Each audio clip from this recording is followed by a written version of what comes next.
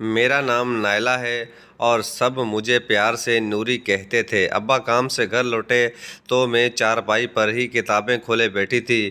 ابا مجھے دیکھ کر مسکرا کر کہنے لگے کہ میری بیٹی تو ڈاکٹر بنے گی۔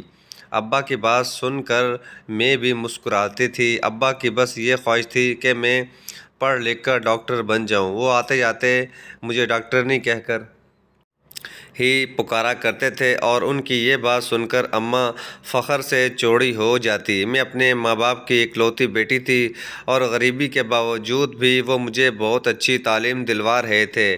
میں اپنے ہی علاقے کے ایک درمیانی درجے کے پرائیویٹ اسکول میں پڑھ رہی تھی، لیکن اس کی فیس بھی ہماری اوقات سے باہر تھی۔ اسی وجہ سے ابا بہت زیادہ محنت کرتے اور اوور ٹائم بھی لگاتے، لیکن میری فیس ٹائم پر بھر دیتے تاکہ میری پڑھائی میں کوئی رکاوٹ نہ آئے۔ میرے پاس ہر وہ چیز تھی جو کلاس میں دوسرے بچوں کے پاس تھی۔ ابا کے کام سے گھر آتے ہی میں لاڈ سے ابا کے گلے لگ جاتی اور انہیں اپنے سارے دن کی رواداد سناتی۔ میں ابا کو ہر چھوٹی سی چھوٹی بات بھی بتانا نہیں بولتی تھی۔ میں اپنا زیادہ تر وقت پڑھائی میں نہیں لگاتی تھی۔ 12 سال کی عمر میں ہی غریبی نے مجھے بہت زیادہ ذمہ دار بنا دیا تھا اور میں بھی ابا کی خواہش کو پورا کرنے کے لیے بہت زیادہ محنت کر رہی تھی۔ ابا گھر میں داخل ہوتے ہی سب سے پہلے میرا نام لے کر مجھے پکارتے اور اگر میں انہیں نظر نہ آتی تو وہ بے چین ہو جاتے۔ اماں سے بار بار میرا پوچھتے کہ نوری کہاں ہے۔ جب تک نوری مجھے نظر نہیں آتی مجھے سکون نہیں آتا۔ اماں اکثر ابا کو تنگ کرنے کے لیے کہتی ہیں کہ جب سے یہ نوری پیدا ہوئی ہے آپ تو مجھ پر دھیان ہی نہیں دیتے۔ ابا اماں کو تنگ کرنے کے لیے کہتے کہ مجھے سب سے زیادہ نوری سے محبت ہے کیونکہ مجھے نوری میں تمہارا عکس نظر آتا ہے۔ اماں اور ابا دونوں ہی مجھے پیار سے نوری کہہ کر پکارتے تھے۔ ہمارا چھوٹا سا گھر میرے لیے کسی جنت سے کم نہیں تھا۔ غریبی کے باوجود بھی میرے ماں باپ نے میرے لیے وہ سب کچھ کیا تھا جو وہ کر سکتے تھے۔ میری اماں کہتی ہیں کہ نوری ڈاکٹر بنے گی اور سارے خاندان میں میرا نام روشن کرے گی۔ میں نے خود سے عہد کیا ہوا تھا میں ہر صورت ڈاکٹر بن کر ہی رہوں گی۔ میری اماں بہت ہی سیدھی سادی تھی جو گاؤں سے شادی ہو کر شہر آئی تھی۔ اماں خود تو پڑھی لکھی نہیں تھی لیکن وہ مجھے پڑھانے کے لیے پوری محنت کر رہی تھی۔ گھر کے کام کاج سے فارغ ہونے کے بعد اماں محلے کی ایک عورت سے قمیضوں پر بٹن ٹانکنے کا کام کرنے جاتی اور رات گئے تک بٹن ٹانکتی رہتی۔ اماں کی آنکھیں اتنی کمزور ہو گئی تھیں اب انہیں سوئی میں دھاگا ڈالنے میں بھی دقت پیش آتی تھی۔ بہت دفعہ میں نے امی سے کہا کہ آپ یہ کام نہ کیا کریں۔ میری بات سن کر اماں مسکرا کر کہتی تھیں کہ جب تک تو ڈاکٹر نہیں بن جاتی مجھے نظر آنا بند نہیں ہو سکتا۔ تیری پڑھائی کے لیے تو میں یہ کام کرتی ہوں، جب تو ڈاکٹر بن جائے گی تو ہم دونوں بوڑھے ماں باپ کو اتنا آرام دینا کہ ہمیں کوئی کام ہی نہ کرنا پڑے۔ میں محبت سے اماں کے ہاتھ چوم لیتی۔ کبھی کبھی سیاہ بختی ہماری گھات لگائے بیٹھی ہوتی ہے اور ہم پوری طرح بے خبر ہوتے ہیں۔ میرے ساتھ بھی قسمت نے ایسا ہی کھیل کھیلا تھا کہ میں ڈاکٹر بننے کے بجائے مریضہ بن چکی تھی۔ پچھلے 15 دن سے میں بستر پر پڑی زندگی اور موت کی جنگ لڑ رہی تھی۔ کئی گھنٹے بعد مجھے ہوش آتا اور میری چیخوں سے ہسپتال کا کمرہ گونج اٹھتا تھا۔ میں اذیت کی اس انتہا پر تھی جہاں موت زندگی سے کہیں زیادہ آسان لگتی ہے۔ میں ہوش میں آ کر آنکھیں کھولتی تو مجھے میرے ماں باپ سامنے کھڑے نظر آتے۔ میری آنکھوں سے خود بخود آنسو بہنے لگتے۔ ان 15 دنوں میں نے اپنے ماں باپ کے چہرے کو جب بھی دیکھا مجھے ایسا محسوس ہوا کہ وہ بہت بوڑھے ہو چکے ہیں۔ اپنی پھول جیسی بیٹی کے غم نے انہیں نڈال کر دیا تھا۔ میرے سارے سپنے ٹوٹ کر چور ہو چکے تھے، بلکہ میں تو اپنے سپنوں کی بہت بھاری قیمت چکا رہی تھی۔ کبھی کبھی ہم غریبوں کے خواب ہمارے لیے عذاب بن جاتے ہیں۔ میرے ساتھ بھی ایسا ہی ہوا تھا۔ اپنے خواب کو پورا کرنے کے لیے میں دن رات محنت کر رہی تھی اور دیکھتے ہی دیکھتے ایک درندے نے میری ساری محنت پر پانی پھیر کر مجھ سے جینے کا حق بھی چھین لیا تھا۔ میں بہت ہی سرخ سفید اور پیاری سی بچی تھی۔ جو بھی مجھے دیکھتا وہ میری تعریف کیے بنا نہ رہتا۔ میرے اسکول میں آنے والے بچے مجھے پسند نہیں کرتے تھے۔ ان کی نظر میں ایک غریب بچی تھی جو ان کے ساتھ بیٹھنے کے لائق نہیں تھی، اور کچھ بچے تو میری خوبصورتی سے حسد کرنے لگے تھے کیونکہ ہر ٹیچر مجھ سے خود بخود پیار کرنے لگ جاتا۔ ایسے میں اسکول میں میری دوستی ندا سے ہو گئی۔ ندا ایک بہت ہی اچھی لڑکی تھی اور وہ پڑھائی میں بھی میری بہت مدد کرتی تھی۔ انہی دنوں ہمارے اسکول میں ریاضی کے ایک نئے استاد آئے۔ میں ہمیشہ ہی سے ریاضی میں بہت کمزور تھی، اور جب انہیں اس بات کا احساس ہوا تو وہ مجھ پر زیادہ توجہ دینے لگے۔ سب بچوں سے زیادہ وہ مجھ پر محنت کر رہے تھے اور ہر وقت میرے پاس کھڑے ہو کر مجھے سمجھاتے رہتے، کبھی سر پر ہاتھ پھیرتے تو کبھی میرے گالوں کو کھینچ لیتے۔ مجھے ان کا یہ انداز بالکل بھی پسند نہیں تھا۔ میں 12 سال کی ایک ننھی پری تھی، مجھے زمانے کی اونچ نیچ کی زیادہ خبر نہیں تھی، لیکن پھر بھی میں اس کے ساتھ کچھ اچھا محسوس نہیں کرتی تھی۔ ایک دن استاد صاحب نے اعلان کیا کہ وہ چھٹی کے بعد اپنے گھر پر سارے بچوں کو ٹیوشن پڑھانا چاہتے ہیں تاکہ سبھی بچے ریاضی میں بہتر ہو جائیں۔ میرے علاوہ کلاس کی اور بھی کچھ لڑکیاں ریاضی میں کمزور تھیں، اسی لیے ہم سب نے ان سے پڑھنے کی حامی بھر لی۔ ویسے بھی ان کا پڑھانے کا انداز بہت اچھا تھا۔ میں نے اماں ابا سے اجازت مانگی تو ابا نے خوشی خوشی اجازت دے دی۔ استاد تو باپ کی جگہ ہوتا ہے۔ ابا نے کہا کہ اگر وہ تم پر اتنی محنت کرتے ہیں تو تمہیں بھی انہیں ان کی محنت کا صلہ دینا چاہیے اور بہت اچھے سے پڑھ کر امتیازی نمبروں سے امتحان پاس کرنا چاہیے۔ میں نے خوش ہو کر ابا سے وعدہ کر لیا کہ اس دفعہ میں ریاضی میں بھی اچھے نمبر حاصل کروں گی اور اپنے استاد کا سر فخر سے بلند کروں گی۔ استاد صاحب نے مجھے مفت میں ٹیوشن پڑھانے کی بات کی تھی، اسی لیے پیسوں کا بھی کوئی مسئلہ نہیں تھا۔ میں اور کلاس کی کچھ لڑکیاں روزانہ چھٹی کے بعد اسکول سے نکل کر استاد کے گھر چلی جاتی اور استاد صاحب ہم سب کو ریاضی پڑھاتے۔ 2 دن بعد استاد صاحب اپنے ساتھ ایک لڑکی کو دوسرے کمرے میں لے گئے۔ وہ ایک گندا سا کباڑ والا کمرہ تھا۔ کچھ ہی دیر بعد جب وہ لڑکی واپس آئی تو بہت ہی زیادہ خوش تھی۔ ہم سب نے ہی باری باری سے پوچھا کہ استاد صاحب تمہیں وہاں لے کر کیوں گئے تھے؟ اس نے ہمیں کچھ بھی نہیں بتایا اور کہنے لگی، یہ ایک راز ہے جو استاد صاحب اور میرے درمیان ہے۔ سبھی لڑکیوں کے اندر تجسس نے جنم لے لیا، لیکن اس لڑکی نے کچھ نہ بتایا۔ اگلے دن چھٹی کے وقت استاد نے دوسری لڑکی کو اپنے ساتھ چلنے کو کہا تو وہ بھی ان کے ساتھ چلی گئی اور واپسی پر ان کی خوشی دیکھنے والی تھی۔ سب لڑکیوں کو بہت ہی زیادہ تجسس ہوا، لیکن اس لڑکی نے بھی کچھ نہ بتایا اور کہنے لگی جو بھی جائے گا اسے فائدہ ہی ہوگا۔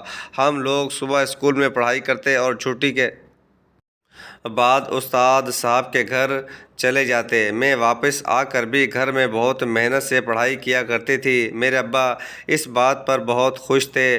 میں چلتی پھرتی خود کو خوابوں میں ڈاکٹر بنا دیکھا کرتی تھی۔ میری زندگی کا بس ایک ہی مقصد تھا کہ مجھے ڈاکٹر بن کے غریبوں کا علاج کرنا ہے۔ میں 8 سال کی تھی جب میری دادی بہت زیادہ بیمار ہو گئی تھی۔ پیسے نہ ہونے کی وجہ سے ہم ان کا صحیح طریقے سے علاج نہیں کروا پائے تھے اور میری دادی مجھ سے بچھڑ گئی۔ میں اپنی دادی سے بہت پیار کرتی تھی اور ان کی اس طرح بچھڑ جانے پر میرے دل میں ایک خلا سا پیدا ہو گیا تھا۔ میں نے اس دن خود سے عہد کر لیا تھا کہ اب میں ڈاکٹر بنوں گی اور غریبوں کا مفت علاج کروں گی۔ اگلے دن پھر استاد صاحب نے ایک اور لڑکی کو بلایا اور چھٹی کے وقت اپنے ساتھ کمرے میں لے گئے۔ واپسی پر وہ لڑکی بھی بہت خوش تھی۔ میں سارا وقت اسی سوچ میں مگن رہی کہ نہ جانے استاد صاحب ایسا کیا کرتے ہیں کہ ہر لڑکی اس قدر خوش ہوتی ہے اور کوئی کچھ بتاتی بھی نہیں ہے۔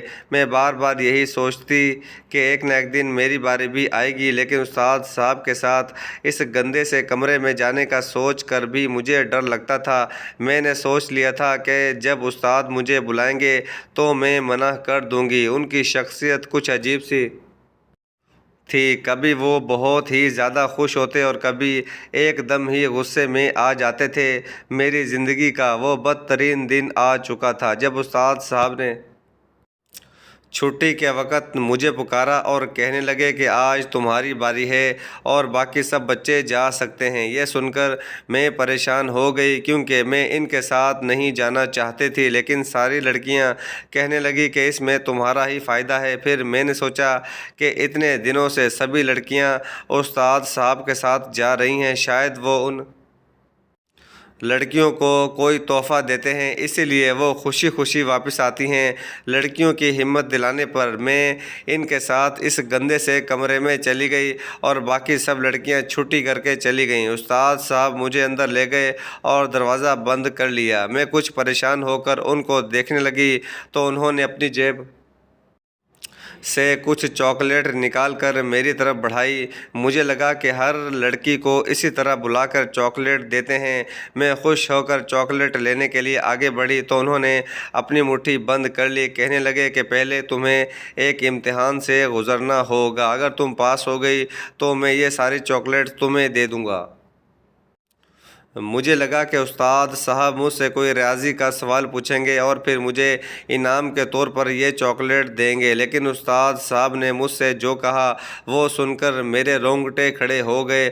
استاد صاحب مجھے کہہ رہے تھے کہ میری گود میں بیٹھ جاؤ۔ یہ سنتے ہی میں نے انکار کر دیا اور ان سے کہا کہ مجھے ان کی بات سمجھ میں نہیں آتی۔ میری ماں نے مجھے سختی سے منع کیا تھا کہ تم نے کسی بھی غیر کے قریب ہرگز نہیں جانا، اسی لیے جب میں نے استاد جی کو انکار کیا تو وہ اچانک ہی غصے میں آ کر کہنے لگے، تمہاری ہمت کیسے ہوئی جو مجھے منع کر رہی ہو؟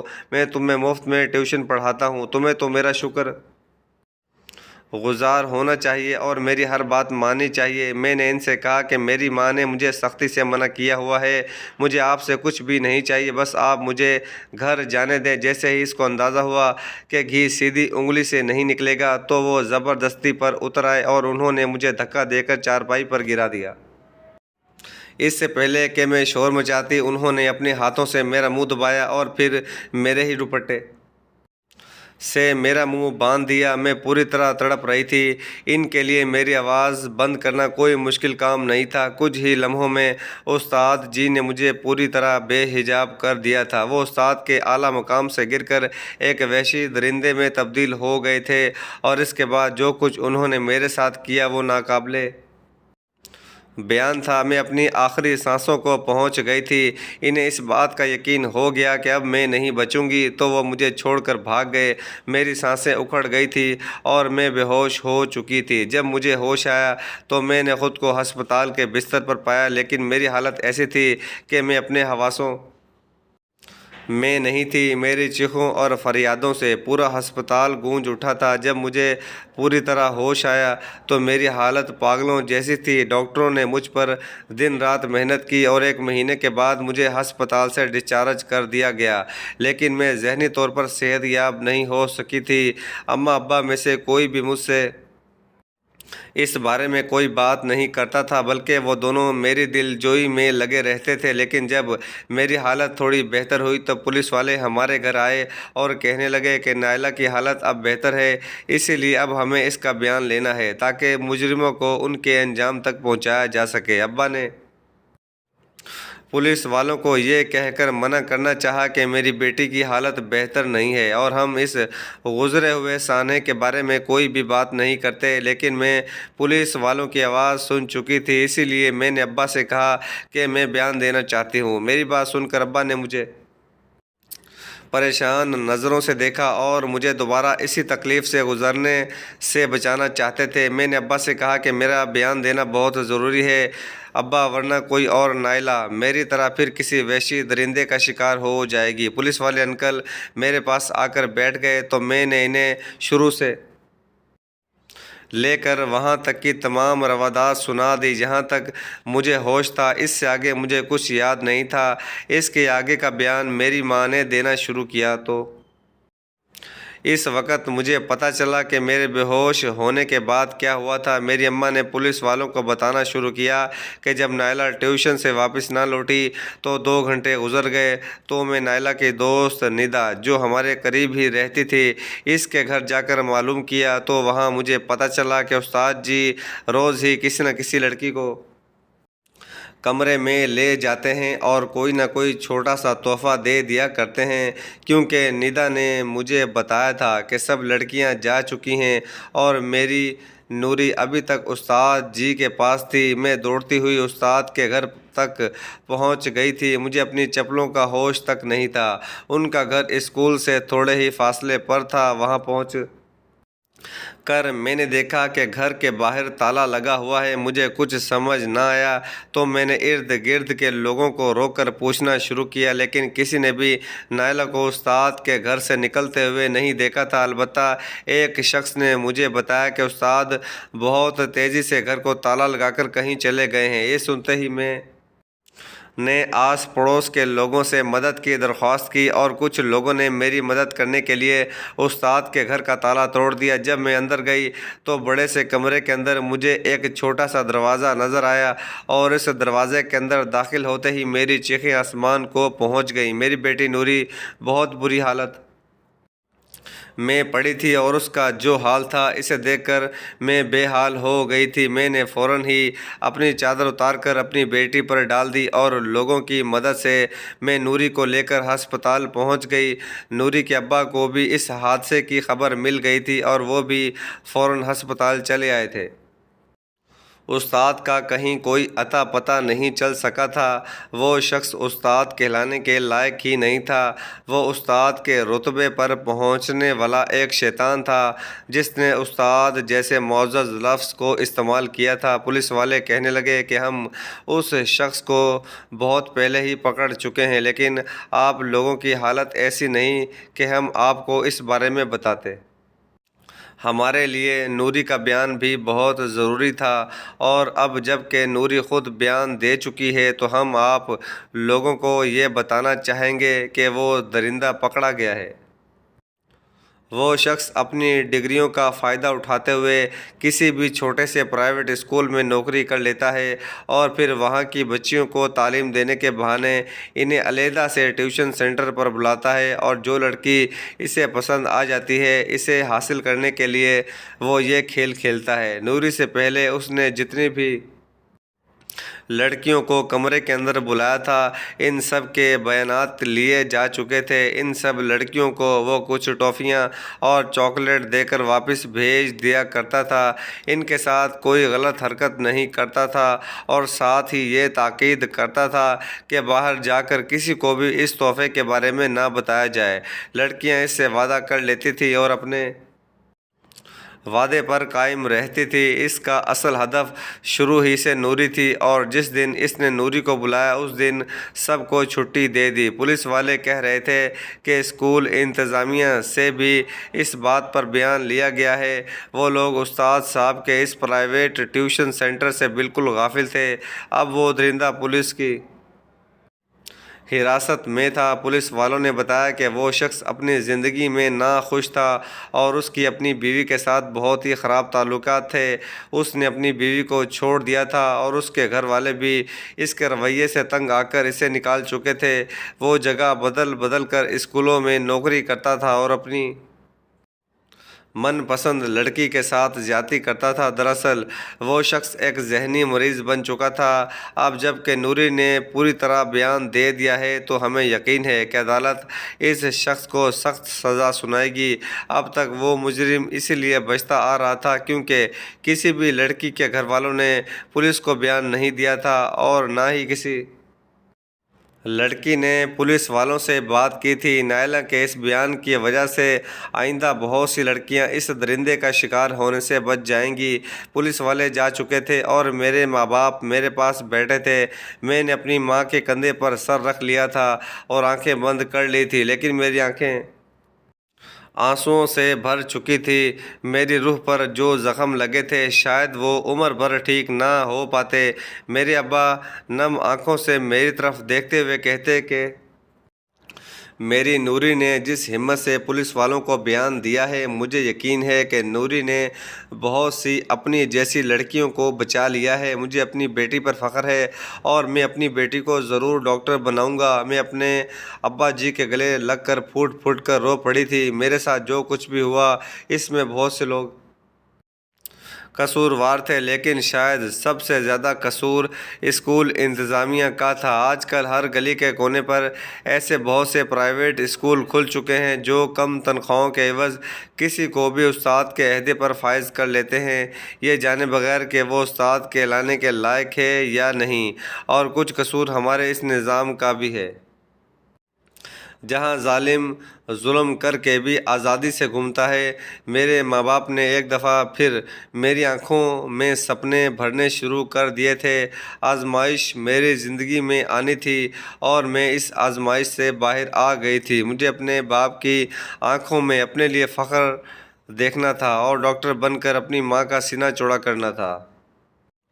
آج اس بات کو کئی سال گزر چکے ہیں، ہم وہ شہر چھوڑ کر ملتان آ گئے ہیں اور آج میں ملتان نشتر میڈیکل کالج کی اسٹوڈنٹ ہوں۔ میں اپنے ماں باپ کی محنت اور دعاؤں سے ڈاکٹر بننے والی ہوں۔ اگر میں بس اتنا کہوں کہ آپ نے بھی زندگی میں بہت سے دکھ سہے ہوں گے، کیا آپ اپنے دکھوں سے نکل کر دوبارہ زندگی کی طرف لوٹ آنے میں کامیاب ہوئے ہیں؟ اور اگر آپ ابھی تک اپنے دکھوں کے بھاور میں اٹکے ہوئے ہیں تو ایک دفعہ پھر میری یہ کہانی ضرور سنیے گا، کیونکہ میں آج صرف نوری نہیں بلکہ ڈاکٹر نائلہ ہوں۔